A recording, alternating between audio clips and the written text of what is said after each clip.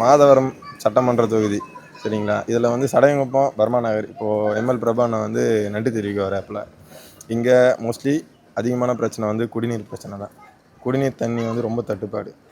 குடிநீர் பிரச்சனைன்னு பார்த்தோம்னா கரெக்டாக 10ஆம் மாதம் 11, 12 ஒட்டுமொத்த தண்ணி ஊருள்ள தான் இருக்கும்.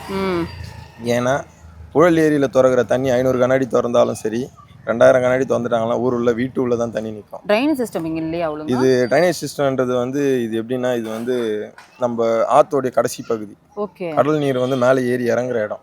ஆக்சுவலாக இங்கேருந்து பார்த்தீங்கன்னா நமக்கு குறைஞ்சபட்சம் மாத்தூர்லேருந்தே கொசஸ்தலை ஆறு புழல் ஏரி தண்ணி வர பகுதியில் வந்து இவங்க கரைன்றதே அமைக்கல.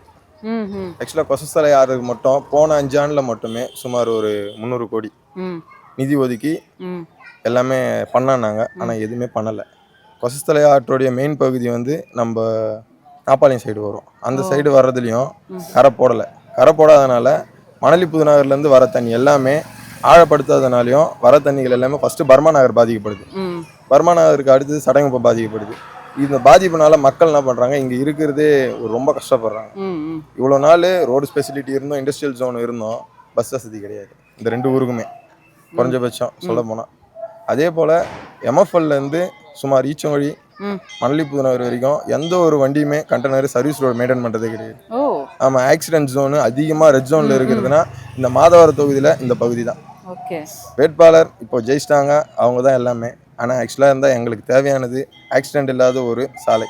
ரொம்ப பாதிக்கப்படுறாங்க. லிங்க் ரோடு ஒன்று மணலி புதுநகர்லேருந்து சடையங்குப்பம் லிங்க் ரோடு கட்டாயம் தேவை. அந்த லிங்க் ரோடு போட்டாலே பொதுமக்கள் எல்லாமே திருவொற்றியூர் போகிறதுக்கு சுமார் மணலி புதுநகரும் மாதவர தொகுதி தான். அங்கேருந்து சுமார் ஒரு 2 கிலோமீட்டர் டிஸ்டன்ஸ்லேயே திருவொற்றியூர் வந்து அடைஞ்சிடலாம். குடிநீர் வெயில் டைமில் சுத்தம் பெஸ்ட். எங்கள் ஊர் பொம்பளைங்கெல்லாம் குடம் தூக்கியே நிறைய பேர் சின்ன சின்ன வயசுலேயே ரொம்ப கஷ்டப்படுறாங்க. இந்த ஊரில் பொண்ணு தர்றதுக்கும் சரி, பொண்ணு எடுக்கிறதுக்கும் சரி ரொம்ப கஷ்டப்படுறாங்க. நீங்கள் யாருன்னா பாருங்களேன், சும்மா 28 வயசு தான் ஆனால் பார்த்தா 30-40 வயசு மாதிரி இருப்பாங்க. ஏன்னா இங்கேருந்து ஒரு டிஸ்டன்ஸ் 500 மீட்டரோ 300 மீட்டரோ குடத்தை தூக்கின்னு தான் போகணும். தண்ணி லாரி தான் வரும். சிட்டி உள்ள இவ்வளோ ஒரு பாதிப்பான ஏரியா இருக்குன்னா இதுதான். இதனால் என்னன்னா எங்களுக்கு வந்து அது தூர்வாரப்பட்டு ஆழப்படுத்தப்பட்டு உப்பு தண்ணி உள்ளே வராத செஞ்சு இங்கே வந்து ட்ரைன் சிஸ்டம் குடிநீர் வேணும். ஏன்னா மேலில் போட முடியல, கீழே போட்டு கீழேருந்து ஒரு மோட்டார் மூலியமாக எல்லார் வீட்டுக்கும் லைன் போகிற மாதிரி போட்டாங்க. 10 வருஷத்துக்கு முன்னாடி போட்டாங்க. ஆனால் இது வரைக்கும் தண்ணி வந்த பாடு இல்லை.